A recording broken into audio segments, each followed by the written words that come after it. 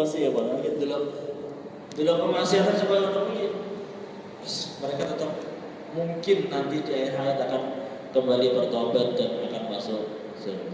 Serap-perannya lowong serap. Itu tugas kita, itu hati yang harus kita miliki ketika melihat orang-orang yang selalu berbuat maksiat. Bukan karena memaklumi kemaksiatannya, tapi selalu mendoakan agar mereka kembali kepada Allah Subhanahu. Karena tugas kita sebagai orang Muslim itu memasukkan orang-orang yang keluar dari Islam kepada kapal Islam. Itu orang Wahabi ini, itu orang mabuk, itu orang PSK. Wah lah seperti rokok. Jangan mau orang yang tahlilin terobak. Wahabi ya, ini pengen ngetok orang Islam semua kapal Islam ini lebih. Semuanya mau bagus. Panas tok itu. Oh ya, jadi lembut. Segala sesuatu hal yang terjadi dalam dunia harus kita husnudoni. Bahkan guru saya ketika di Yaman mengatakan, andai saja kamu lihat orang berboncengan lanang karo itu, laki-laki dan perempuan, husnudonilah. Iku kangane karo adi. Ini tahun baru, malam tahun baru waktu orang ini. Oh iya, kangennya karo adine, adi nemok. Nang Yaman mungkin iso-iso, nang Yaman, nang Indonesia. Itu tugas seorang sufi. Terus mundur terus sampai semudah orang pernah sebutan karo, tapi aja kan jadi polisi kok jadi sufi ya aja. Polisi kok balik. Polisi itu jadi orang sebutan terus ke polisi. Polisi itu sebutan. Kita aja yang sufi. Orang-orang tasawuf itu selalu memandang segalanya itu dengan baik sekali. Semuanya apa sementing orang lara, sementing orang merusak apa di cedaki Gusti Allah. Lurus terus kalau segala hal yang terjadi nang dunia ini. Baik. Sami'tul Ustaz Abu Ali Ad-Daqqaq rahimahullah taala yaqul ghamasa rajulun rijla Abil Abbas As-Sayyid. Faqala taqum nazuli jalan ma naqaltu haqqatu fi ma'siyatillah azza wa jalla. Di suatu ketika ada orang tak dikenal itu terus membuat pincang kakinya Imam Abu Abbas As-Sayyid. Nah, terus Abu Abbas ngomong, awalmu iki mari pincanganmu sikil sing ora pernah kaki maksiat karo Gusti Allah. Seakan-akan apa? Imam Abu Abbas seakan-akan saya itu tidak pernah menjejakkan kaki untuk maksiat kepada Allah Subhanahu wa taala. Jadi wong sufi kaki yang begitu bersihnya, kaki yang begitu resik sama maksiat sama Gusti Allah, iku wae kadang ya dilukai oleh manusia, kadang ya dipotelke karo manusia. Mikirnya gimana? Lah Imam Abu Abbas As-Sayyid itu cobaan sikile model, sikile dibaca wong apa meneh awake dhewe sing kadang isih mlaku nang bioskop, kadang isih mlaku nang mall, kadang mlaku isih nang dalan-dalan nongkrong. Iku luwih berhak dibaca daripada Imam Abu Abbas As-Sayyid. Artinya apa? Apapun yang terjadi pada diri kita itu semua harus dikembalikan kepada Allah Subhanahu wa taala. Kita tidak bisa menuntut Gusti, lagi menersi lho. Kok sih jenengan coba koyo ngono kuwi. Ora iso. Gitu ya. Ora iso. Sedangkan Imam Abdullah Al-Haddad itu diberi ujian oleh Allah dengan buta. Sotone buta. Itu terimone luar biasa. Bahkan sampai ditawari, kalau kamu pengen jenengan pengen perso oleh saged Imam Kanjeng Imam, saya lebih menikmati buta daripada kok melek malah marah dosa. Ki Imam Abdullah Al-Haddad. Ini mana rumahnya? Luar biasa ya. Meskipun seperti itu, beliau hafal Quran ini luar biasa. Ya Allah. Samane awake dhewe sing gunake anggota badan sing rusuh kabeh ta. Iku dunia apa? Kudune tambahi oleh nambah nikmat, oleh tambah syukur karo Gusti Allah. Wa qala Abu Bakar Al-Wasiti, man qala ana mu'minun billahi haqqan qila lahu al-haqiqatu tushiru ila israfin wa itla'in wa ihatatin. Faman faqadahu batala da'wahu fiha.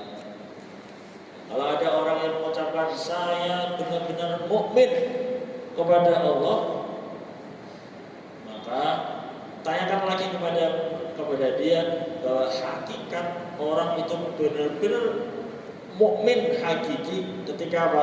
Ketika pertama isyraf, ketika memang sudah benar-benar sakaratul maut. Itulah ketika dia memang sudah tahu di Lauhil Mahfuz bahwa dia akan mati dengan keadaan mukmin. Itulah ya mungkin. Atau yang ketiga ihata, ada orang yang bisa menguasai segala ilmu Allah, dan itu tidak mungkin. Faqadahu batala da'wahu. Ya mungkin ada orang yang bisa mengintip Lauhil Mahfuz atau bahkan menguasai ilmu Allah, itu tidak mungkin. Artinya apa? Orang yang mengaku mukmin hakon hakiki, itu artinya orang yang hanya menipu.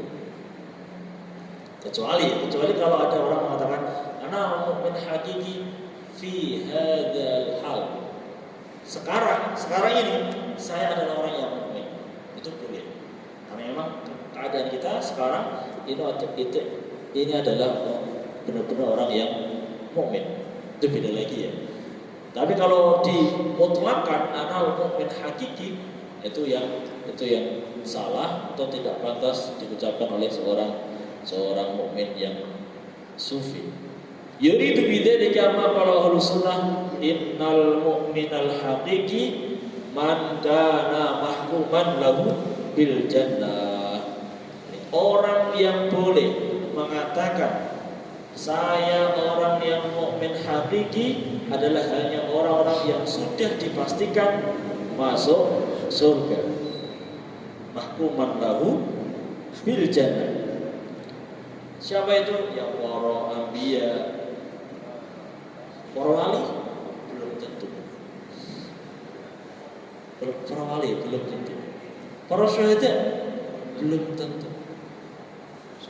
Karena orang-orang yang syahid di dalam hadis Nabi diterangkan orang yang syahid pun mereka masih akan terganjal dengan hutang-hutangnya. Syahid tuh. Tapi mereka akan terganjal masuk surga apa sih? Ini dihutang berapa? Kalau ada orang yang menuntut hutangnya, syahid tuh. Ya urung sih, urung masuk surga, semuanya urusin di hutang. Iku syahid dalam itu hutang berat. Dan bahayanya hutang orang yang syahid saja, sing pasti dicepangi semuanya bisa dipending gara-gara hutang. Apa meneh awake dhewe sing kayaknya ora mungkin syahid aja. Ya orang lawan sapa terus. Cina Jepara, ya ora mungkin. Orang lawan sapa terus. Ya mungkin syahid aja. Di antara orang-orang yang mahkum lahu bil jannah adalah ada 10 sahabat yang mubasysyirina bil jannah. Ya ada siapa saja? Ulama Rasyidin, sahabat Abu Bakar, Umar, Utsman, Ali, terus ada sahabat Tolha, Sa'ad bin Abi Waqqas, Zubair bin Awwam, Abdurrahman bin Auf, terus ada Sa'id bin Zaid, dan ada Abu Ubaidah bin Jarrah. Ada 10 sahabat yang memang sudah diterangkan oleh Kanjeng Nabi bahwa mereka inilah adalah orang-orang yang ahli surga. Tanpa syarat, iya, tanpa syarat. Tanpa syarat, itu ujuk Kanjeng Nabi kamu masuk surga. Ada yang dengan syarat, contohnya, sahabat Bilal. Ketika Nabi tidak surga, mendengar suara terompah Bilal berjalan. Itu berarti syaratnya apa? Ketika ditanya ke Nabi nanya Bilal, ya Bilal, kenapa terompahmu sudah tertinggal di surga? Ternyata Bilal jawab ke Nabi, karena saya sering tahu ceritanya? Ya, karena sering melakukan, selalu istiqomah melakukan sholat sunnah wudu. Jadi setelah wudu, beliau sahabat Bilal itu selalu melakukan sholat sunnah wudu. Bismillah, sholat sunnah wudu. Jadi syaratnya kalau sahabat Bilal masuk surga, syaratnya sholat sunnah wudu.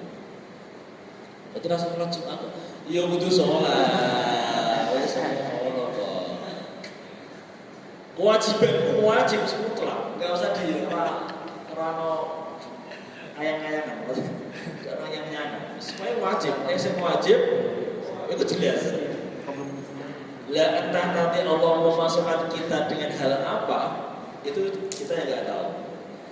Karena memang sering banget kita mendengar cerita orang ini masuk surga gara-gara tersegi sampah, orang ini masuk surga gara-gara menyantuni anak yatim.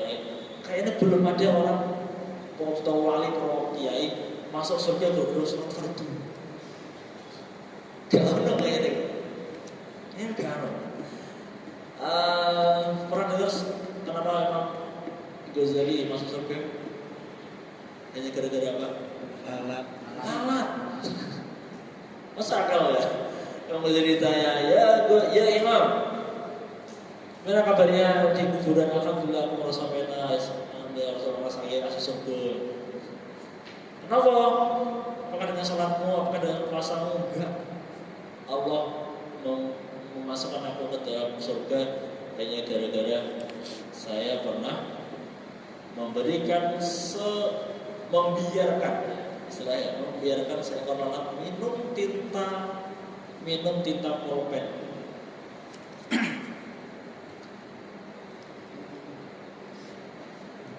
Remeh banget.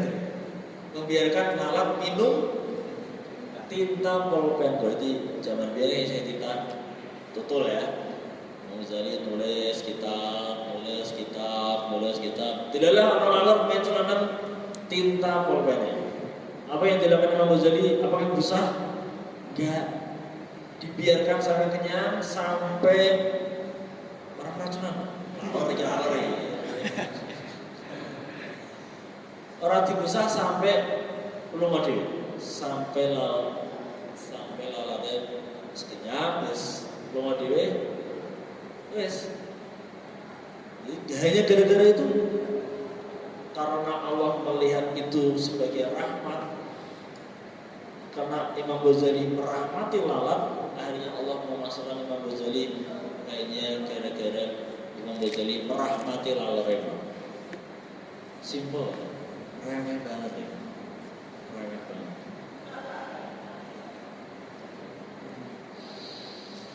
Artinya apa? Ya, artinya kita tetap melakukan kewajiban, tapi tetap lakukan segala sesuatu hanya untuk mencari rahmat Allah. Buang sampah hanya untuk mencari rahmat Allah. Jadi kita tidak pernah mungkin kita tidak pernah terpikirkan masuk surga, yakin apa Gusti? Selalu membuang sampah pada tempatnya, selalu membersihkan pondok, selalu malik sandalia bayai. Nah, kita nggak tahu dari mana rahmat Allah. Allah akan merindui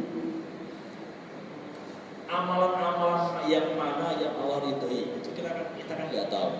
Jadi makanya jangan pernah meremehkan amal sekecil apapun, karena kita tidak tahu amalan-amalan yang mana yang Allah ridho. Sekali Allah ridho, klik langsung masuk surga. Tapi ya mau wajib tetap dilakukan, Itu sebetul Rono yang penyakit. Baik. Faman lam ya'lam dzalika min sirri hikmatillah ta'ala fada'wahu bi annahu mu'minun haqqan ghairu sahihah. Orang yang tidak tahu, bahkan orang yang tidak mengetahui rahasia-rahasia Allah atau lahil mahfud atau daftar nanti kita mau kemana, kita mau nanti iman apa tidak di akhir hayat kita, maka jangan pernah mengucapkan mukmin hak. Kenapa? Ya supaya kita selalu mawas diri, ya itu selalu mawas diri bahwa yang dinilai oleh Allah itu bukan awal kita hidup, tengah kita hidup, tapi yang dinilai adalah akhir hidup kita.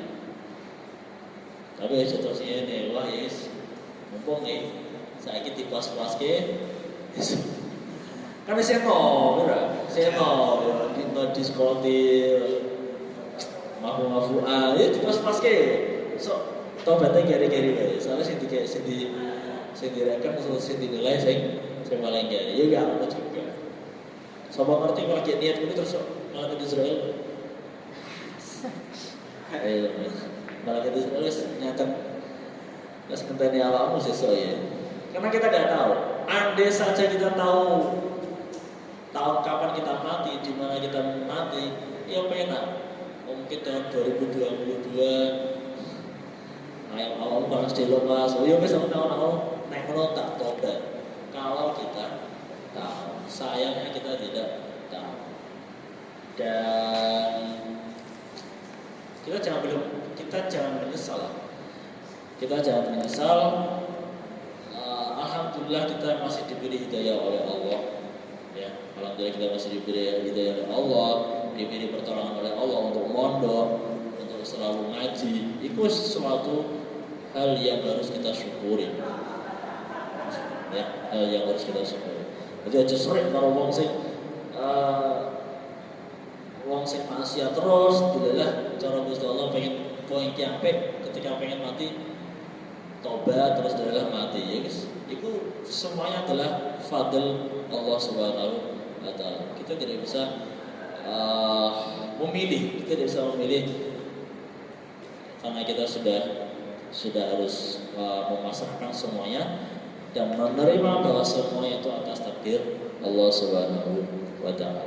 Sami'tu Syekh Abdurrahman As-Sulami yaqul sami'tu Mansur bin Abdullah yaqul sami'tu Abul Hasan Al-Ambari yaqul sami'tu Sahla bin Abdillah At-Tustari yaqul yanzuru ilaihi ta'ala al-mu'minuna bil absar min ghairi ihatatin wala idraki nihayatin.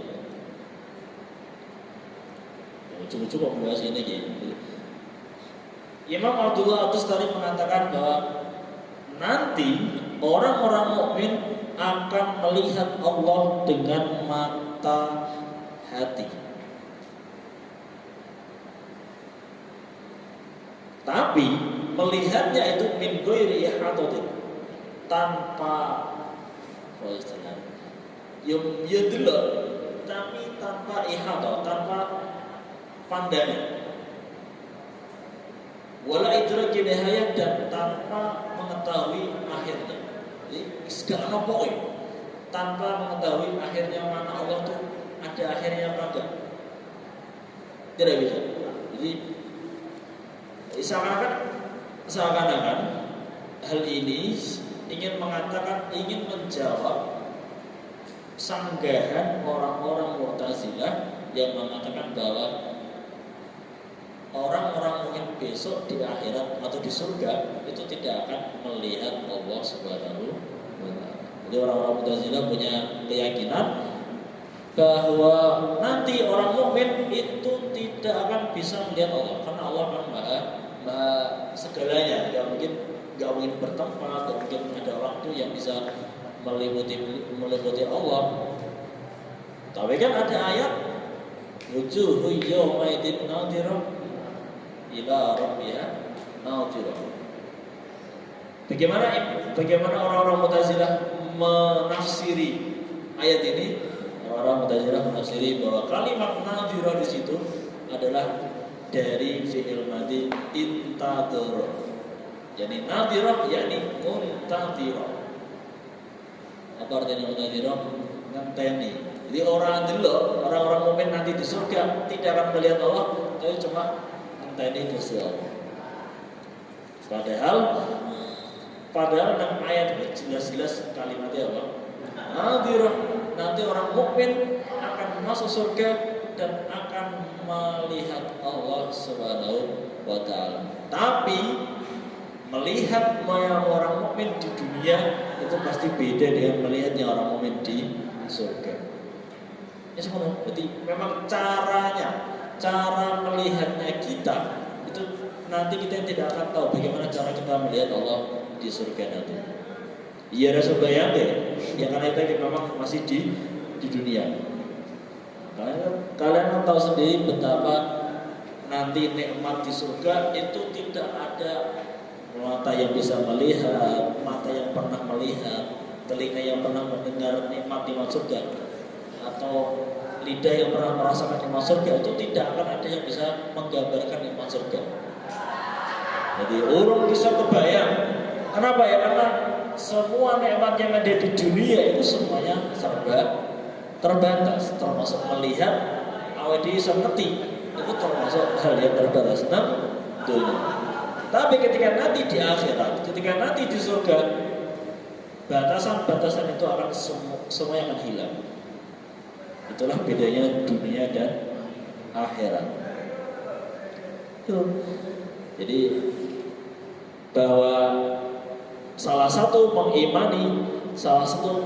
beriman adalah mengimani bahwa orang mukmin nanti di surga akan dapat melihat Allah. Bagaimana cara melihatnya? Itu nanti urusan Allah. Itu urusan Allah. Jadi terus waqala Abul Hasan An-Nuri, syahadal haqqul qulub falam yara qalban aswaqa ilaihi min qalbi Muhammadin sallallahu alaihi wasallam. Fa aqra'u bil mi'raj ta'jilan lirru'yati wal mukalam. Menurut ahli sufi, khususnya menurut Abul Hasan An-Nuri, mengatakan bahwa Kanjeng Nabi Muhammad itu dimi'rajkan oleh Allah. Kenapa? Karena Allah melihat hati-hati hamba dari semua kalangan, dari seluruh dunia. Ketika Allah melihat hatinya semua orang di dunia ini, ternyata Allah melihat yang paling kangen sama aku. Allah yang bilang, yang paling kangen sama Allah pada saat itu adalah hatinya Kanjeng Nabi Muhammad. Jadi tidak harus nunggu nanti setelah meninggal, tapi Kanjeng Nabi tidak hanya nunggu nanti setelah di surga, tapi Kanjeng Nabi ditakjilkan atau dipercepat untuk melihat Allah dan bercakap-cakap dengan Allah. Menunggu ya. Jadi kesempatan yang luar biasa yang tidak dimiliki oleh nabi manapun. Melihat Allah tidak bisa. Bahkan Nabi Musa Raisa alam masuk haram Musa rakian jungkel ya karena memang medianya yang nggak bisa. Allah ketika ingin menunjukkan zatnya kepada Musa, medianya mana? Dunia. Ya mungkin dunia nggak mungkin ditempati Allah. Nabi Musa pengen ngomong kepada Allah bisa, makanya Nabi Musa punya gelar kalamullah atau kalimullah. Karena satu-satunya orang atau nabi yang mampu berbicara dengan Allah di dunia itu hanya Nabi Musa. Tapi Nabi Muhammad lebih keren. Nanti dia mau langsung nenggone bisa. Jadi Allah bertempat di orang ngono. Entah bagaimana caranya. Semuanya rasa dipikir, akal dia rasa dipikir. Jadi kita tahu bahwa Kanjeng Nabi dimi'rajkan itu ternyata salah satu alasan adalah karena Allah melihat hati Nabi sudah terlalu rindu dengan Allah Subhanahu wa taala. Sami'tu Imam Abu Bakar Muhammad bin Hasan bin Furaq rahimahullah taala yaqul sami'tu Muhammad bin Al-Mahbub khadim Abi Uthman Al-Maghribi yaqul qala li Abu Uthman Al-Maghribi yawman ya Muhammad law qala laka ahadun aina ma'buduka ishtaqul ish tadi artinya ya ayu syai'in aslinya ya ma takul tapi cara wong amiyah ishfi ishtaqul ishqult artinya ma ketika ini Abu Usman Al-Maghribi ngobrol sama hambanya, sama budaknya, sama pembantunya. Kalau kamu ditanya di mana Allah, aina ma'buduka? Apa yang kamu ucapkan? Qala qultu aqulu haitsu lam yazal. Allah itu haitsu lam yazal. Allah itu enggak ada tempat yang dapat ditempati oleh Allah. Haitsu lam yazal. Di mana Allah itu sudah ada sejak zaman azal. Haitsu lam yazal. Sebelum ada tempat ada, itu Allah itu sudah ada. Jadi di mana nih bahasa maknanya ya haitsu dalam sekirine haitsu lam yazal dalam sekirine ora kingsir sapa Allah. Selalu Allah itu tidak bertempat karena tempat itu ada, karena tempat itu belum ada sebelum Allah itu ada. Qala fa in qala aina kana fil azal ishtaqul. Nah, awakmu ditakoni Allah ki nandi ketika zaman azali aina kana fil azal ishtaqul wala qultu aqul haitsu wal an. Di mana Allah dulu zaman azali ya di situ sampai sekarang haitsu wal an. Sampai sekarang Allah di situ. Ora global. Pikiran diri, bisa satu pikiran diri. Allah itu ada dari dulu zaman azali sampai sekarang sampai nanti bubar kabeh yang masih ada. Yakni annahu kamakan wala makan. Allah itu ada selamanya, kamakan dari dulu juga seperti itu, sekarang juga seperti itu, sampai nanti juga seperti itu, wala makan dan tidak ada tempat yang bisa ditempati oleh Allah. Fawal kamakan.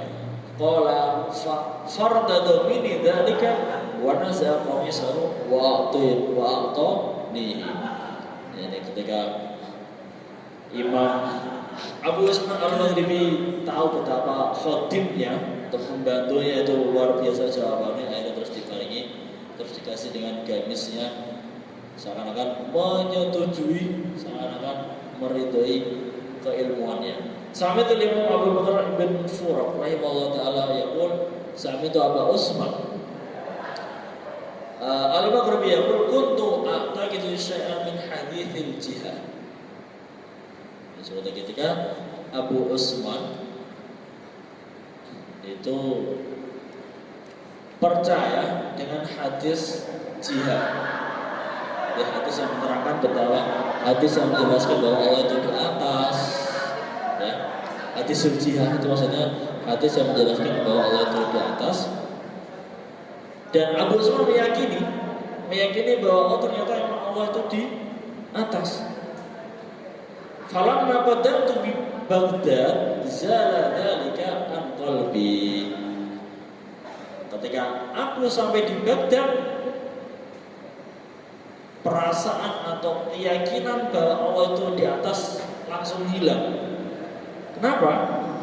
Karena Baghdad zaman dulu itu terkenal dengan orang-orang atau ulama-ulama yang ahli mikir, bukan ahli tekstual. Paham ya? Jadi ketika menemukan suatu ayat atau hadis Nabi yang menjelaskan tentang Allah itu punya tempat, Allah itu punya tangan, Allah itu punya mata, maka orang-orang Baghdad atau ulama-ulama Baghdad mereka akan terus menafsiri kalimat-kalimat yang sifatnya makhluk dengan kalimat-kalimat yang lain. Karena ulama Baghdad itu terkenal dengan ulama kholaf, ulama yang tidak ingin mentasbihkan Allah, menyamakan Allah dengan makhluknya. Ketika ada ayat yatullahi fawqa aydihim, maka ulama Baghdad memaknainya dengan bukan tangan Allah tapi kuasa Allah. Dan itulah yang harus kita yakini dan diyakini oleh Ahlus Sunnah. Jadi orang Ahlus Sunnah wal Jamaah tidak pernah memaknai kalimat-kalimat yang tasbih dengan Allah dengan kalimat aslinya.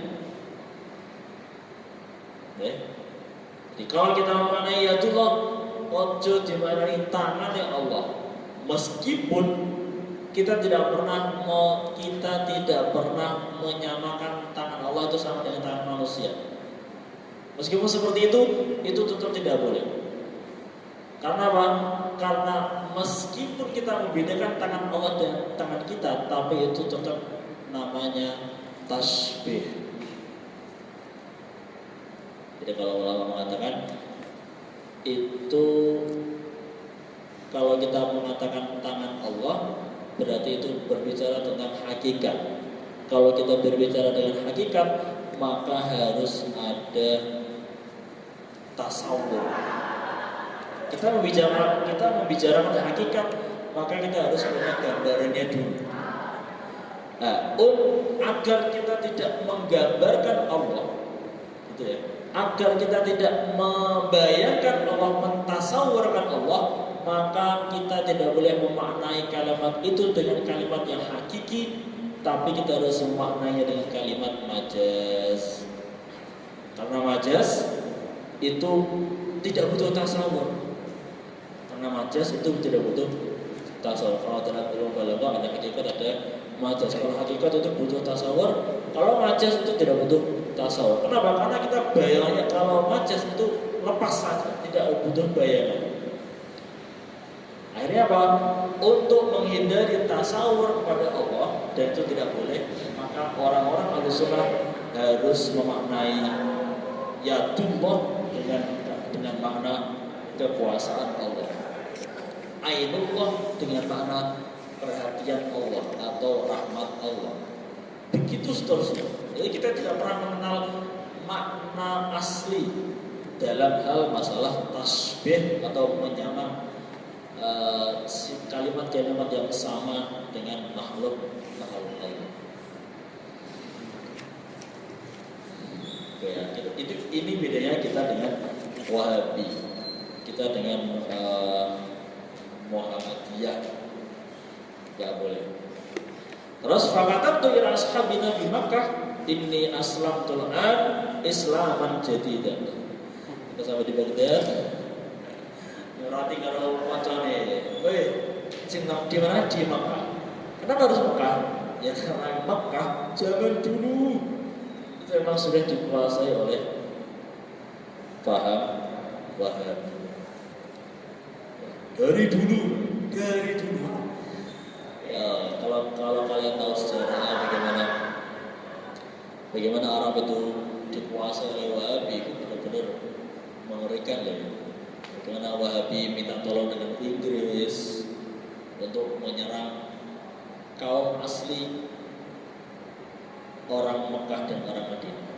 Jadi aslinya Wahabi atau penganut Wahabi itu sebenarnya mereka menyerang, menjajah. Sampai sekarang orang-orang keluarga Saudi itu dekat sekali hubungannya dengan Amerika, dengan Inggris. Kenapa? Ya karena dari dulu itu memang mereka dibantu menjajah Mekah dan Madinah. Kalau itu mono Pak, ya sudah mono. Terus ceritanya mana? Mereka mono, ada untungnya. Orang-orang Mekah, pemerintah Arab Saudi itu dikuasai oleh Wahabi itu ada untungnya. Apa untungnya? Untungnya makam Nabi orang didili.